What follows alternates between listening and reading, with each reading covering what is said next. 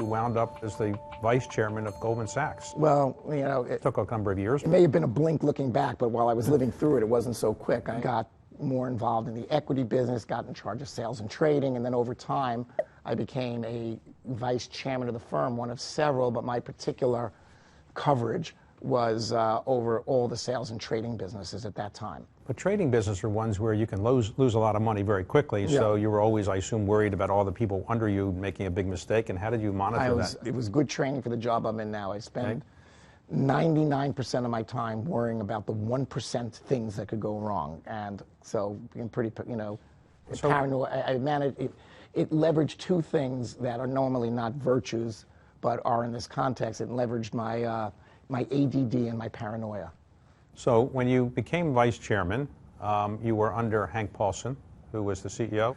He seemed to like it and said he was never going to go into government. And then George W. Bush eventually persuaded him to become Secretary of Treasury. When he came back from that meeting with George Bush saying he was going to take the job, what did he say to you? And did you feel like you were ready to be the CEO of Goldman Sachs? Look, I never felt like I was ready to be the CEO. I've been the CEO for 10 years. I'm not sure I feel ready to be the CEO of Goldman Sachs. But there was a conversation. We kind of knew he was being asked to be that job, and he came back and he talked to me. I wasn't hyperventilating to be CEO of Goldman Sachs. I was very comfortable with my job. I liked my place. It was, for the previous 15 years or more at Goldman Sachs, I was kind of in the last job I could be in. Other things opened up.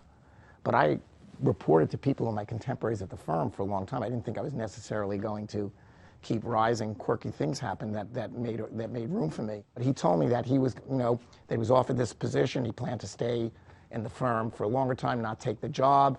And there was still a possibility that, when he did the math, that by the time he was ready to leave at a certain age, I'd still be young enough to get. And I said, that's fine.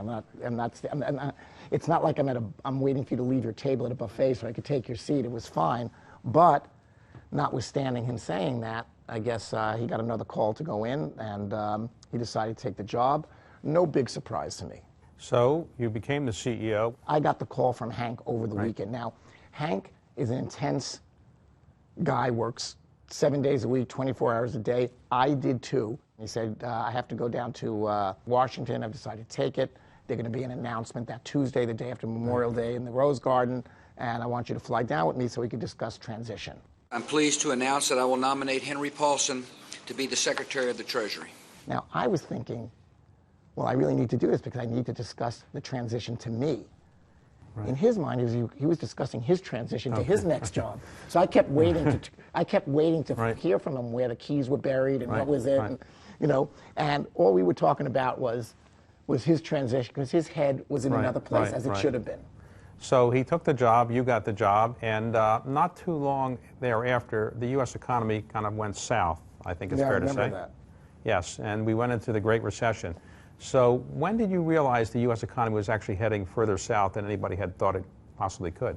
Don't forget I was running a bank, and we were worried about the risk profile of the institution, what was going on. And to tell you the truth, in hindsight, everybody knows everything, and everybody remembers having known everything. Right. But in reality, every day that something was happening, it was just an incremental thing happening. You and the other CEOs of major Wall Street banks were called down to Hank Paulson's office as Secretary of Treasury, and he said, we have a problem, and I'm going to give you each, or make you take, $25 or $50 billion to shore up your balance sheet. Was that something that you really wanted to do? It's very hard to remember things and how you felt with after-acquired information. I think I'm pretty good at it because being a trading manager, you're always evaluating people's performance and trying to separate yourself from what you know that the person who made the decision couldn't have known, because otherwise you're a second guesser.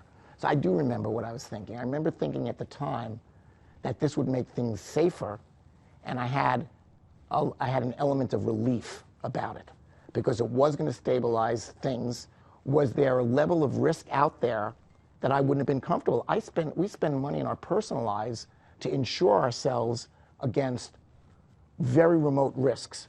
There was more than a remote risk at that point. Not a certainty, but certainly a non-remote risk that there would be a domino effect and that things would cave and it would spiral out of control. So the fact those things done, did we need to have it done? Not necessarily. But did we eliminate a risk that should not have been born? Okay. The answer is yes. The only thing we know is the world didn't spin out of control. I will just say, as a risk managing kind of person, I can't tell you that it needed to have been done. But people were going to sleep at night with much more risk than responsible people should have taken with the global economy. People seem to blame Goldman for more of the sins of Wall Street than they blamed anybody else. Why do you think that was, and do you think it was fair? I think there was a number of factors. One, you can't escape the first factor, which is that we were very involved in things. Obviously, for all the advice we give in a lot of areas, nobody at that point was asking us for advice on how to manage our public relations. We just were flat-footed. We've been an institutional firm our whole life. We didn't have a relationship with the American public. Another name for the public is consumers and taxpayers. Right. We didn't have a consumer business. we became, for a time, the symbol of the mortgage business, and we didn't originate mortgages. We bought mortgages from other firms, and to an extent, if you're buying mortgages from another firm, you're giving them cash to go out and do more mortgages, so we're an enabler of behavior.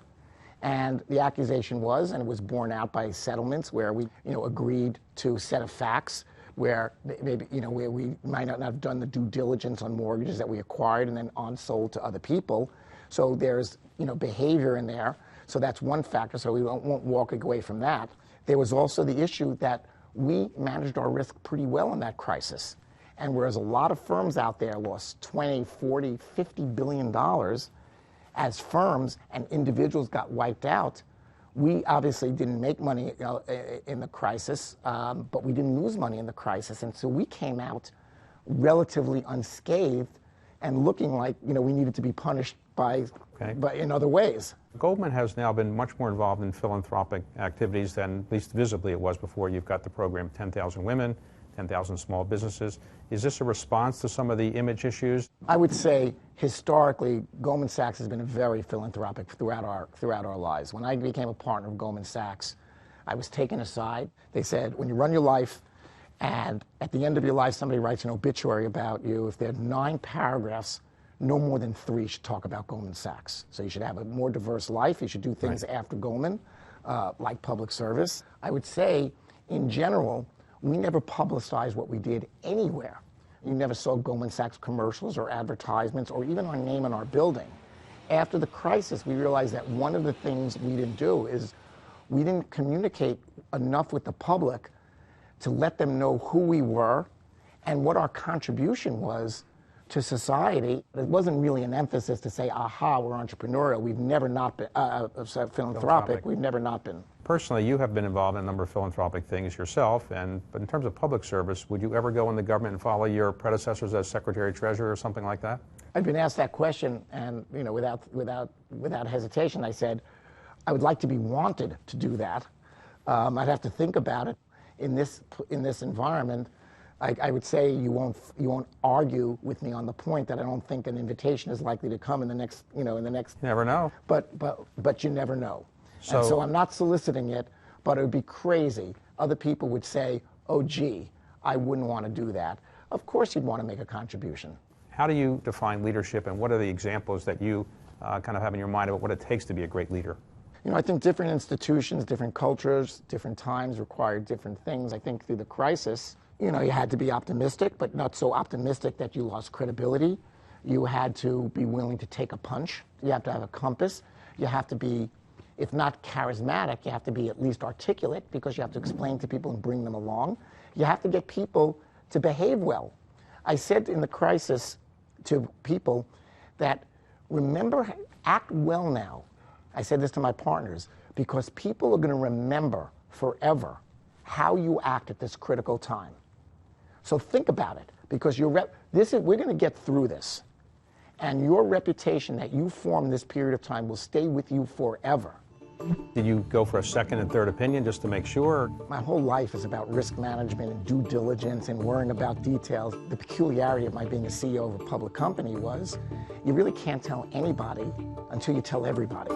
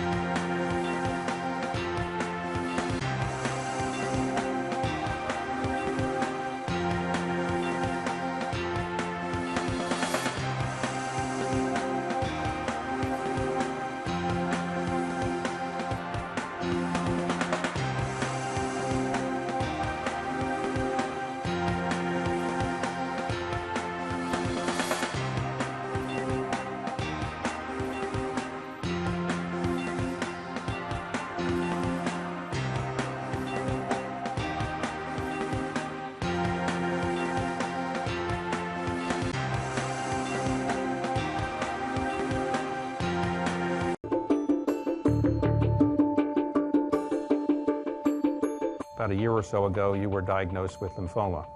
So how did you deal with that when you first learned the treatment was necessary? Did you think about stepping back from Goldman? I started having some, what in hindsight were symptoms. At the time, they were just little problems that were easily explained in other ways. I had a cough, but end of summer allergies, I thought. I would have aches and pains a little bit when I exercised, but I'd never been this age before, so it's just something new. I started to lose weight, but I'm always trying to lose weight. I just thought I was unusually disciplined this time around. But when I collected all that stuff, I went in to see a doctor. First, saw nothing because they didn't even think to test me for what I had, prescribed allergy medicine, et cetera. And then a couple of weeks later, when it didn't go away, I took a full CAT scan, and then that lit up like a Christmas tree, and he called me up and told me I had lymphoma. So when a doctor tells you have lymphoma, does he say, well, we can treat it and there's no big problem, it's just a matter of treatment, or did he say, look, this could be life-threatening? Well, it's life-threatening for sure. There's apparently over 70 different kinds of lymphoma, Hodgkin's, non-Hodgkin's, different kind of things. Each one carries with it its own risks. I had the more aggressive type, which is dangerous, more dangerous obviously because it's aggressive. If you don't get cured, on the other hand, it's curable.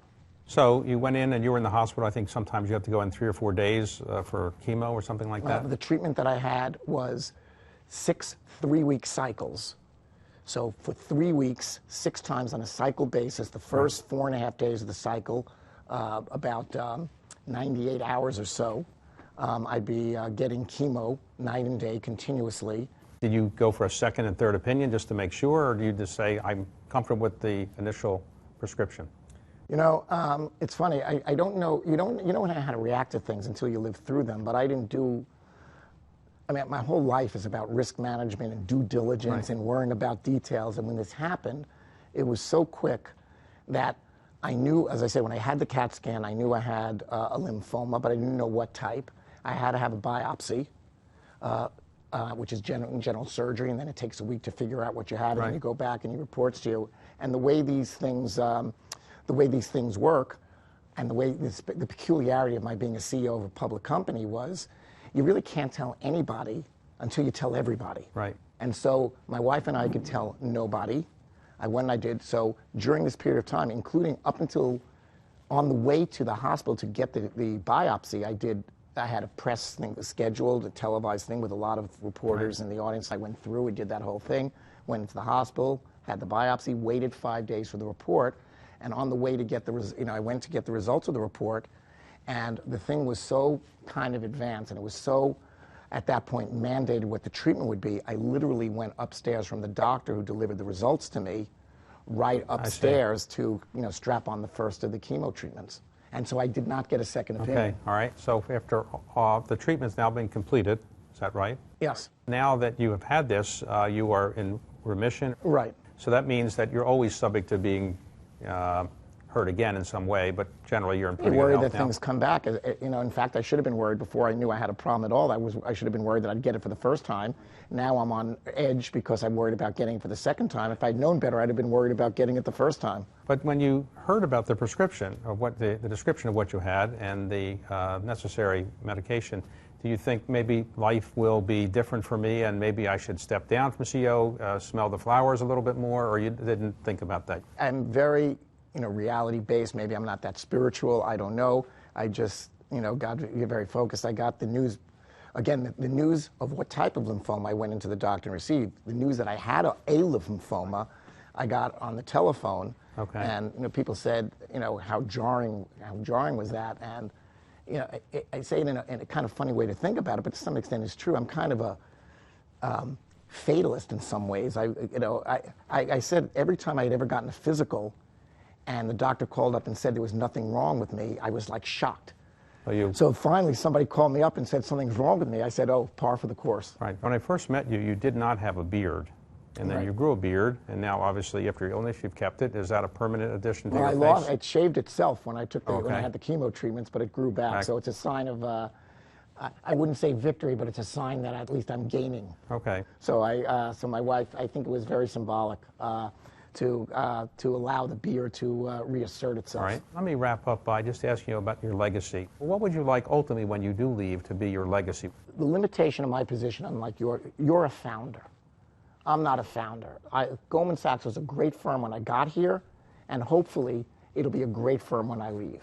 And so what I want to contribute is I want to leave the firm at least as good, but let me be more ambitious, stronger than it was when I found it, more influential, important, but given what we've had to work our way through, I'd like to leave the firm also viewed as important and a positive influence on the American economy and culture. And so, you know, we still have some work left to do.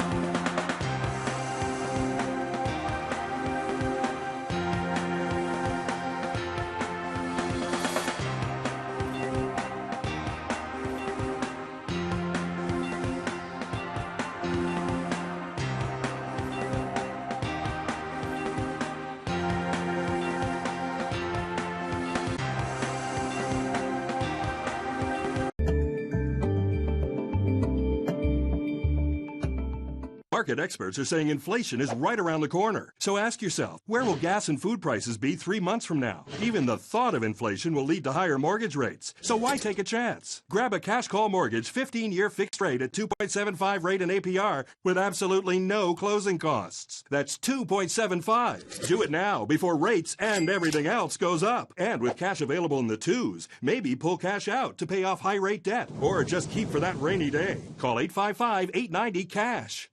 My job is to manage and grow businesses, and I've never seen a rocket ship take off like this. I'm Lindsay. I'm the founder of Easy Peasy. My accountant, he's almost like my dad in this weird way. Hey, I'm proud of you. You actually did some of the things I asked you to do the other day.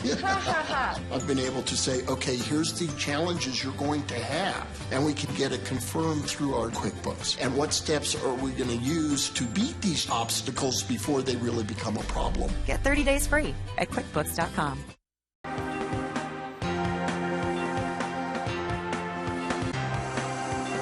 5-word message today. You may be under budget and ahead of schedule, but you're a little over your word count.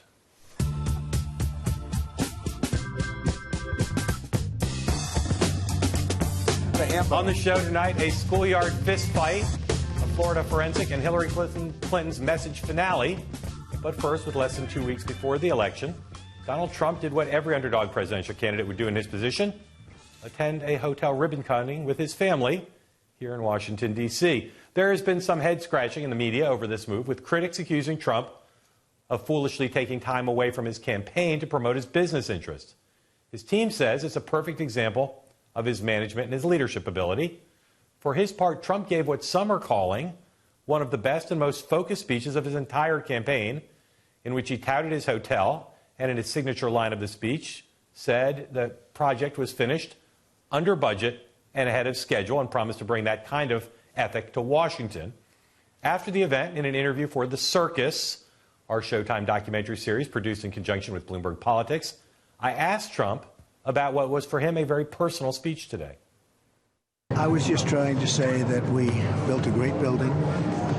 We took it out of the doldrums, one of the great structures in the country, and we built it under budget and ahead of schedule. And to me, that was very important, Mark, because our country is so, we can't build a highway, we can't build a bridge, we can't fix a tunnel. You know, we're in such trouble. So, I'm very happy with the way it's all worked out. But this building has turned out to be so amazing. But how does the building connect to your presidential aspirations and your qualifications? Under budget, ahead of schedule. It's very simple. You look at what's going on. We owe $20 trillion. And that was really... Now, also, I wanted to come and stop, and it takes an hour and a half, and we do it. But what it really says is you can do things under budget and great work. This will be one of the great hotels of the world. Under budget, ahead of schedule. Our country has to do things under budget and ahead of schedule.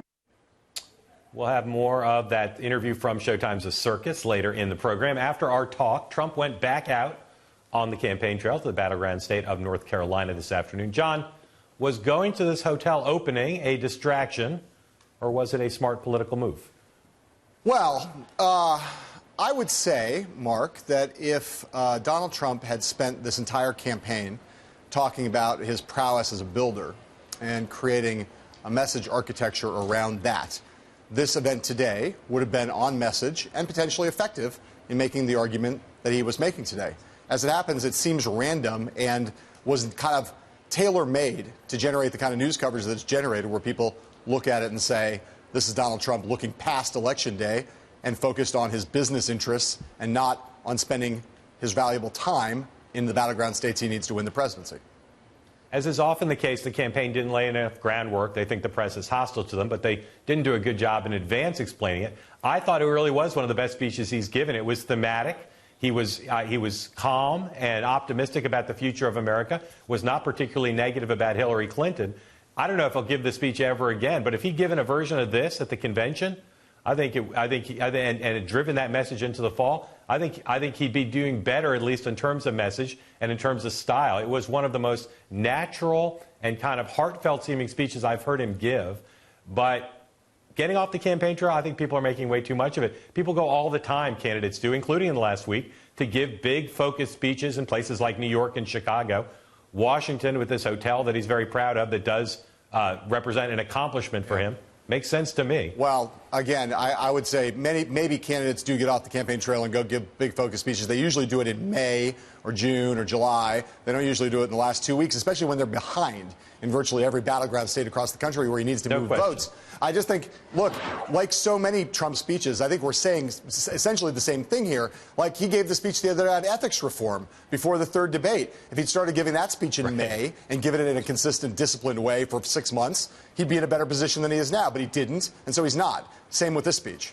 Yeah, definitely too little and too late to be a game-changing speech, but a very well-written speech and well-delivered, which isn't often the case for Donald Trump.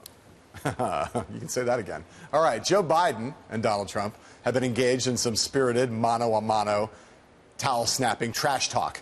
It started on Friday while the vice president was campaigning in Pennsylvania, and over the past few days, well, see for yourself. The press always asks me, don't I wish I were debating him? No, I wish we were in high school. I could take him behind the gym. That's what I wish. I'll get myself in trouble and say something like I'd like to take him behind the gym if I were in high school. I want to make it clear. I understand what assault is. I'm not in high school. If I were in high school, I used to have a temper in high school. I don't have a temper anymore. Nothing ever bothers me. Look, folks, no. Did you see where Biden wants to take me to the back of the barn? Me. He wants it. I'd love that. I'd love that. Mr. Tough Guy. The point I was making is he is trying to dumb down. He's insulting everybody in the neighborhoods I come from and the people who play ball. And that was the point I was trying to make. This is just absolutely unacceptable behavior, period. So, Mark, Joe Biden started this fight, and he keeps stoking it. Finally got Trump to respond yesterday, so he's still on it. So what's Joe Biden's game here? I think it's 50% like Elizabeth Warren, like Hillary Clinton to some extent. He likes getting under Trump's skin and provoking Trump and trying to put the focus on Trump. But I think it's 50% Joe Biden doesn't back down. And having made the first remark probably off the top of his head, he's just not inclined to back down, particularly that after Trump basically came back at him. Yeah, I mean, look, there's no doubt that for a Democratic side that has wanted to paint Trump with the brush of not temperamentally fit to be president. They're always trying to provoke him and push him and get him to lash out in some way to keep making their point that he shouldn't be in the Oval Office. But I agree with you. You know, we talked to Biden about this a little bit when we were with him after he brought it up the second time in Toledo on Monday. And I got some sense that, you know, the truth is that really part of the reason Joe Biden keeps saying this is because he'd really like to kick Donald Trump's butt. Yeah. And also, look, this is the most direct engagement. He's been a critic of Trump, but is one of the few times, maybe the only time, Trump's responded to him directly. And I think we all know that Joe Biden would like to go out here and end this cycle as a big player, and this gets him in colloquy with the Republican nominee. Right. That's a huge thing, right? I mean, Biden, the reality is that he's out there doing yeoman's work on the campaign trail, arguing the case for Hillary Clinton, arguing the case for down-ballot Democrats, but often in front of relatively small crowds, lusty crowds, but small crowds. This put him squarely in the national news narrative this week, and that is where Joe Biden loves to be, especially in the closing 2 weeks of a campaign. And it does, for Biden watchers, whet the appetite for what might have been, had Biden been the Democratic nominee. The back and forth between Donald Trump and Joe Biden would have been quite something. Donnybrook. Yeah, all right, there's some new polls out today, like every day. A Suffolk University national survey shows Hillary Clinton leading Donald Trump by 9 points amongst likely voters. That's the exact same margin that another poll from NBC News, The Wall Street Journal, and Marist has Clinton up by in New Hampshire, while they have the two candidates tied in Nevada. But the most important poll of the day, if we do say so ourselves, is a brand new Bloomberg Politics poll of likely voters in Florida. Despite Trump's national dip, the race has been tightening in the Sunshine State. Our survey shows it is razor thin, with Trump leading Clinton by 2 points amongst likely voters, 45 to 43%, with the other when other candidates are factored in the race. In the two-person race, Trump's margin is just 1%, of course, both within the margin of error. The two candidates are deadlocked in our survey with independents. That's a group that Barack Obama won in Florida in 2012. Clinton leads amongst early voters. She's also ahead amongst Hispanic voters, 51 to 36%. That is, though, a smaller margin amongst Hispanics than some other polls have elsewhere in the country, in part, of course, because Hispanics in Florida include Cuban Americans, who are a longtime Republican-leading bloc. Clinton is campaigning today in the Sunshine State, where there's evidence that her team has the edge in the ground game. John, at the moment, given our poll and other factors, who would you give the upper hand to in Florida? Let me just say, Mark, that we have a little bit of breaking news right now on the polling front, which is that there's a new AP poll that in a four-way race has Hillary Clinton up by 14 points nationally, 51 to 37. So let's throw that onto the polling bonfire here and take that into account. But focusing just on Florida, I think the race is going to be very close in Florida. I think that the Democrats Hillary Clinton continues to have a small advantage there because of the nature of demographic change in Florida, because of the superior ground game that the Democrats have there, because of the early vote. I think that they have a small advantage still. But the trend line there would be worrying for me if I was Hillary Clinton. The race just keeps getting tighter and tighter in Florida, and if she doesn't turn that around, she might just lose that state.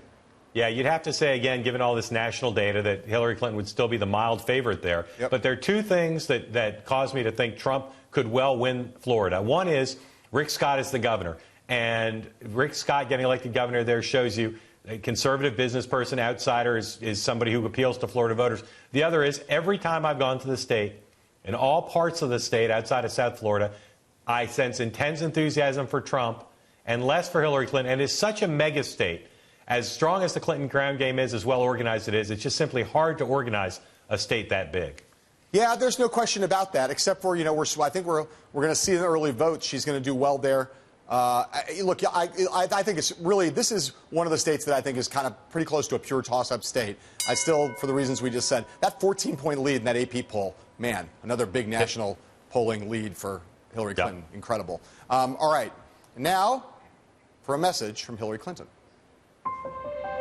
Far too many families today don't earn what they need and don't have the opportunities they deserve. I believe families deserve quality education for their kids, child care they can trust and afford, equal pay for women, and jobs they can really live on. People ask me, what'll be different if I'm president? Well, kids and families have been the passion of my life, and they will be the heart of my presidency. That was one of two new ads that the Clinton campaign put out today, outlining her closing arguments at the end of this long and arduous presidential race. Here is the other ad. Our children, they look up to us, what we value, how we treat others. And now they're looking to see what kind of leaders we choose, who will entrust our country and their future to. Will it be the one respected around the world, or the one who frightens our allies and emboldens our enemies? The one with a deep understanding of the challenges we face, or the one who is unprepared for them? A steady hand or a loose cannon? All right, Mark, we heard Donald Trump's closing argument in Gettysburg last weekend, which, of course, was overshadowed by Trump's threat to sue all the women who have accused him of sexual assault. But my question for you is, how well do you think these Clinton ads will translate into her closing argument message in these final 2 weeks of the campaign? You know, a lot of Hillary Clinton's ads during the nomination fight against Bernie Sanders were not given high marks, but I think the general election ads have been relatively good. I think these are two pretty strong ads, and as a lot of campaigns do, she's trying to close on a more positive message, a more unifying message, a softer message. And I think these are pretty solid to turn out the kind of voters she'll need to keep the lead that she's got right now. I agree with that 100%, and they are closing on they're closing on two tracks, basically. Two ads, two tracks. One ad that's about the real lives of real people, and one ad that's basically a negative ad against Donald Trump. The scary faces that Trump's making, it looked almost like he was doing, making kind of an unpleasant salute there with his hand in one that kind of will conjure some negative images for people. I think that those ads together will make an effective 1-2 punch, and they have a lot of money behind them. We know that ads don't matter that much in general election, but they have a lot of money behind them. Donald Trump has shut down his fundraising operations. I think that if she takes the arguments from those ads and makes them effectively on the stump, that's a good way to end the campaign for her. Yeah, we still don't know exactly how much Trump's going to put in and what the spending mix will be. And we also don't know with these ads just how much they'll run both of them. The campaigns can claim they're going to run them equally, whatever. They can change it up. So we just don't know. But in terms of content, those are two very strong spots. Yep. All right, up next, we'll go back and show you more of my interview from here in Washington, D.C. today with Donald J. Trump right after this.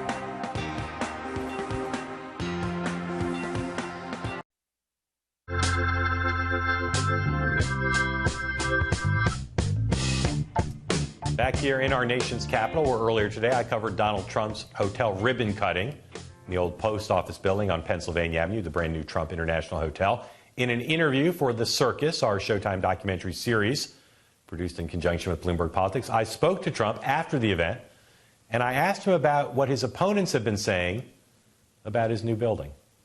You'd be surprised to hear that Hillary Clinton's already criticized the hotel. I wouldn't be surprised. She said it's a new luxury hotel, but it's the same old story. Relied on undocumented workers to make his project cheaper, products from other countries. He even sued to make his taxes lower. So just let me say, we had no undocumented workers. A false report was written that they found a couple out of the thousands of people that built it. We had no undocumented workers building this hotel. And in fact, we used E-Verify. For every single worker was E-Verify. And a newspaper came over and looked and said, oh, I think that person's undocumented. This was an E-Verify building. Every single worker was documented and perfected. Are there foreign products in the building? That I don't know. I mean, I would like to make it so there weren't, but unfortunately this country doesn't make things anymore. You know, if you look, our country doesn't make things anymore. Things you buy, whether it's look at a Carrier air conditioner, just moved to Mexico. China, Mexico, Germany, they're making all of our product. This is one of the reasons I'm running, because I know how to turn it around. I mean, the problem we have when you build something like this, so much of the bidding has to go to other countries because we don't make product anymore. Television sets. I would love to buy television sets made in the United States, but they're all made in South Korea and in Japan. I want to ask you about the polls, but first, one more about the speech. Did it feel differently to you? People are reacting like this is a different tone, a different way of talking about your candidacy. Did it feel different? Well, it didn't really. I mean, it's different. When I'm speaking in front of 25,000 people like last night, we had an amazing crowd. We have amazing crowds all over. I mean, you know that. We have maximum crowds, but last night we had 25,000, and we had 15,000 that couldn't get in. And you know the reason they told me why they couldn't let them in? Stampede. But people who say this was a great Trump speech, as far as you're concerned, they're all great. They say that. No, I think they're different. But that speech wouldn't be well received if I'm in front of 25,000 people with the spirit to make America great again. But that speech for the opening of a great hotel that employs a lot of people, et cetera, I think that speech was appropriate. You've redefined how candidates talk about polls. Some polls now you're winning, some you're behind. We've got a new poll where you're up in Florida. Yeah. What's your general sense of where you are in the battleground states? Florida, Iowa, Ohio? I think we're winning Iowa. I think we're winning Ohio. So do you. I think we're winning Florida. I think we're winning Florida actually by much more than your poll says. You have us 2 points up. I think we're going to do fantastically in Pennsylvania.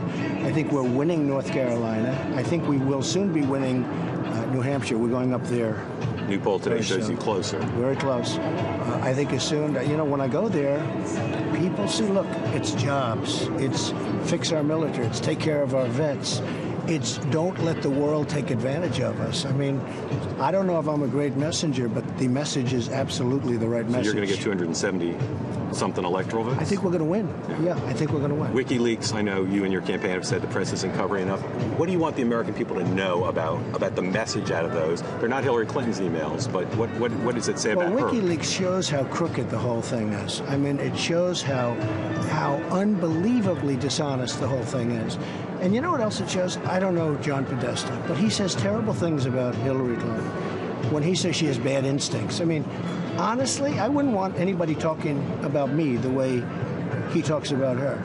He comes out strongly that she has bad instincts and she doesn't know what she's doing. You think your team's ever written emails to each other about you? I hope not. I hope not. But, between Bernie Sanders with bad judgment, he says she has bad judgment. But when I look at an email sent by John Podesta that Hillary Clinton, who he works for, has bad instincts, that's a terrible thing to say. By the way, I don't want my president to have bad instincts, that I can tell you. All right, dial up some room service or something, because we're going to have more of my conversation with Donald Trump right after this.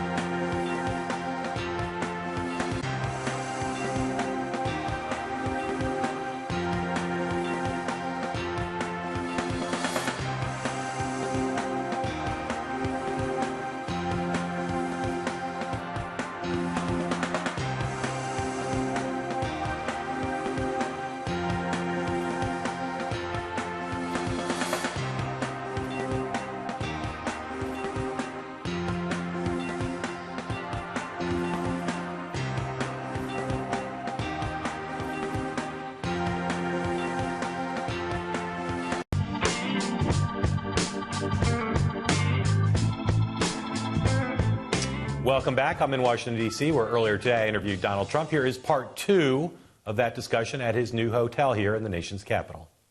You a little under the weather? No, you're feeling good. I feel great. You're closing strong, you think. Hey, look, I made 8 stops yesterday. I'm doing 5 or 6 I never met today. a presidential candidate who didn't get sick. Well, so far I haven't. Don't talk about it, okay? Don't put it in my head. Your top communications aide So has gotten far I have sick. not. Well, that's not me. We're going to win. I really believe.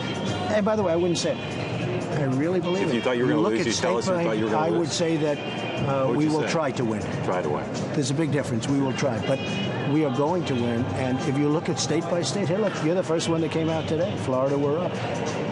And believe me, that number is a low number. I really believe it. And you're not worried about Arizona, Utah, Georgia? I think Arizona is going to be great. Look, Obamacare is going up over 100% in Arizona.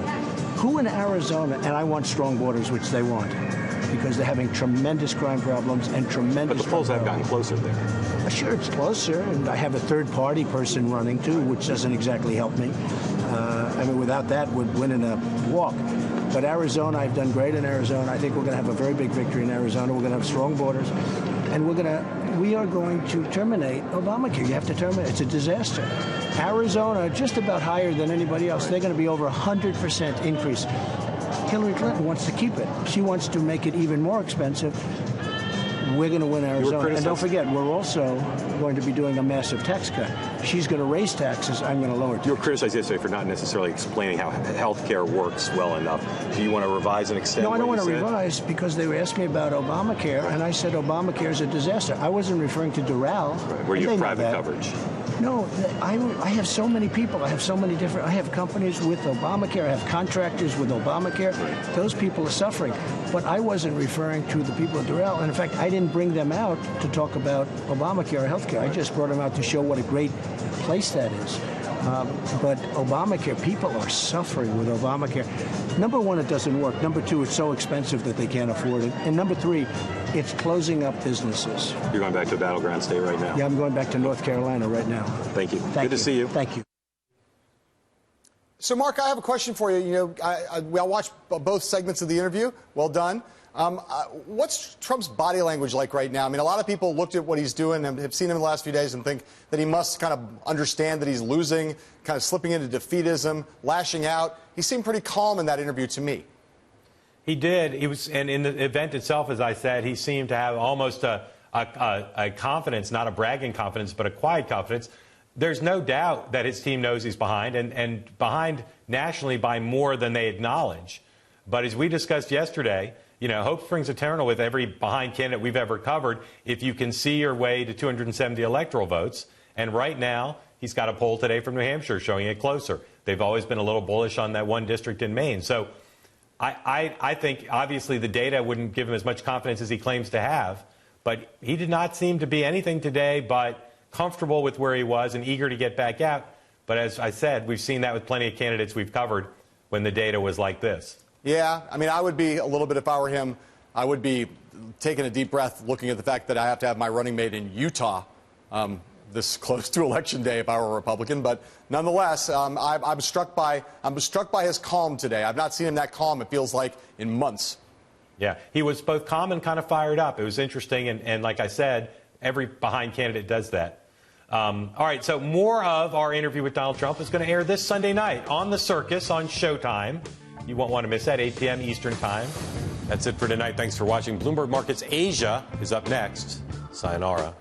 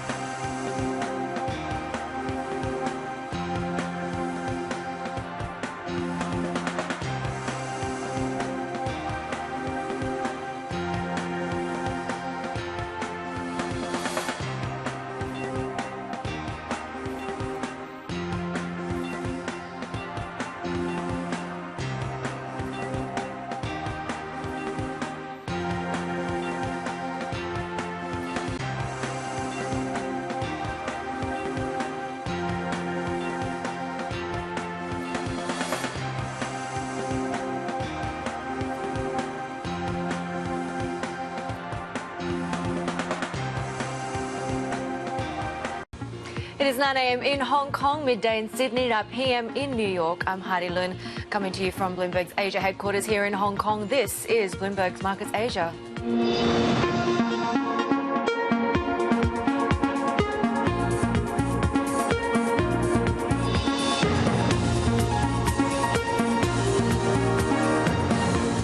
Samsung third quarter profit falls but still beats estimates after the Note 7 smartphone debacle.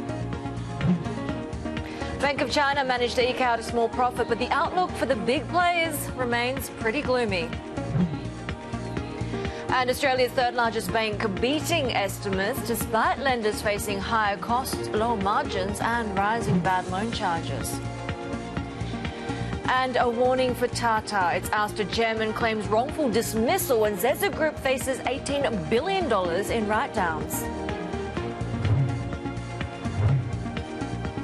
All right, let's take a look at how this Asian trading day is shaping up. We've got a big week of earnings, particularly when it comes to the Chinese session. Of course, Bank of China reporting early on, managing to just come out with a slight profit, so not breaking that profit streak, but a lot of concerns over bad loans, as well as just a mounting pile of debt when it comes to the Chinese banking system. We'll take a look at how they trade when trading begins in Shanghai and Shenzhen and Hong Kong. But in the meantime, we've got Southeast Asia, Singapore coming online, Taiwan and Malaysia as well, starting trading. Let's get over to David to see how it's looking. Dave?